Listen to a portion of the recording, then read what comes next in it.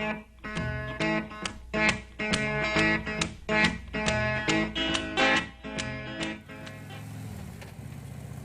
morning, folks. This is your old pal, Mike Haley 7.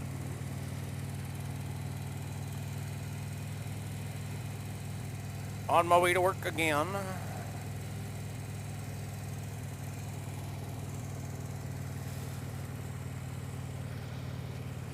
And let's see, today's topic. I don't know yet. I'm thinking. All right, this morning in the news I saw that lady in Kentucky got thrown in jail for refusing to grant marriage licenses to gay couples on religious grounds. See, this underlies the entire problem underlying the gay marriage issue. I'll tell you what it is. You ready? The government really should not be in the business of marrying people, because marrying people involves a religious ceremony. It's connected to religion. And the government should not be connected to the religion. There's a separation of church and state. It's a fact. It's in the Constitution. So, why is the government involved in marrying people? The only thing that the government should be involved in is the legal contract aspect of it. The protections that marriage grants people. You know, like if you sue one party in the marriage couple, you can't take the property of the other. You know what I mean? That kind of thing. Or in the event of hospitalization, then the partner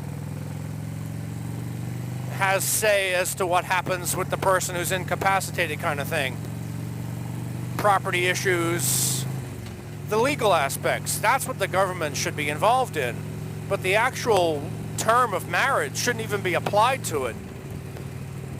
For marriage, you should go to your church. Now, if you're atheist, then you don't have a problem, because when you go to the government to get those legal protections, it doesn't have to say married, it just can say legally protected couple.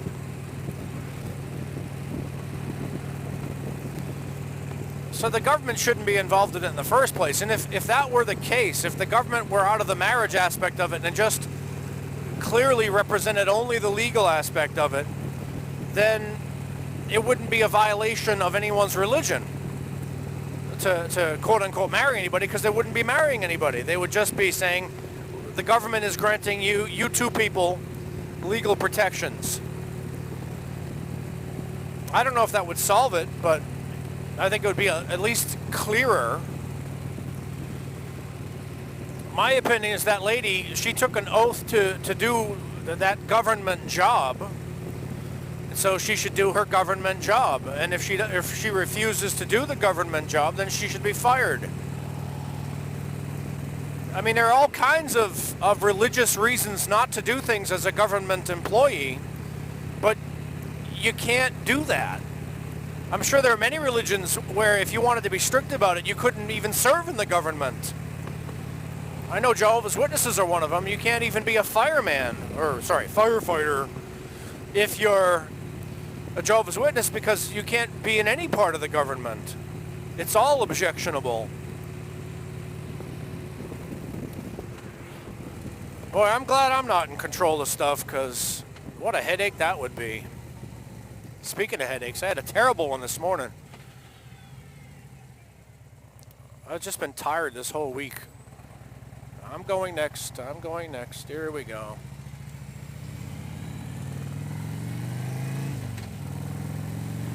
All right, what else is going on? The idea of Fidelity, the one they call Paul and I have been having this discussion, and he believes that Fidelity is possible. And yeah, I agree, it is possible, but it's the exception rather than the rule.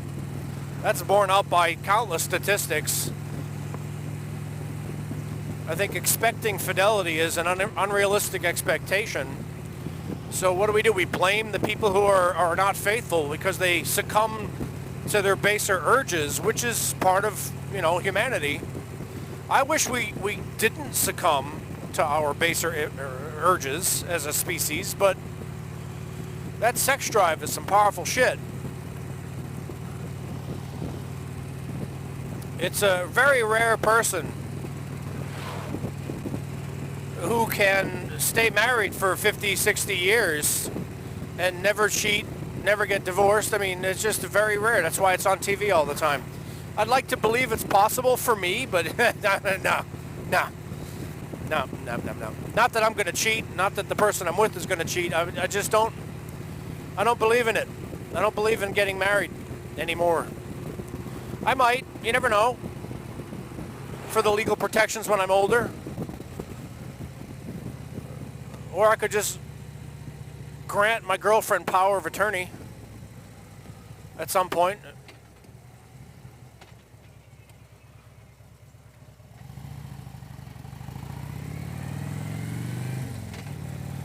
Let's see, anything else going on for me? There's some, yeah, I got one. This is a response to Sam Smith. He talked about polishers versus riders. And he said that he's a rider, not a polisher. And I understand that. It goes to that old thing, are you a real biker? Well, only if you ride. Otherwise you're something else. And I ride. I mean, I don't ride a gazillion miles a year. But I do ride. I mean, here I am riding now, right? And my bike is not the cleanest. I mean, I see over the windshield, but when I look down at the road, I want to be able to see the road without bug smear, so I clean that part. But if you look down here, it's all dirty, which you can't see on this camera. I clean the bike maybe 3 times a year. And it's not because I'm a rider necessarily, it's because I'm a lazy shit. I used to clean my old bike constantly. That bike was like the cleanest thing ever. And then I got older and lazier with the broken leg and achy bones and whatever else crap. So now I'll just do some basic touch-up. And when I bring the bike in for an oil service, or if I want to have something put on like the seat, then I'll say to them, yeah, can you do that detailing that you guys offer for free? It might take an extra hour or two because they really do a good job. But it's worth it to me not to have to bend down and get all in the nooks and crannies and stuff. It's just not that big a deal. And, Gary Anderson, he waxes his bike like 9 times a year. Or 9 times a month. Hey, Gary. Me? Nah. I've never waxed anything, ever. Except my carrot. Anyway, this is Mike Haley 7. Hoping you're well. And I will talk to you later.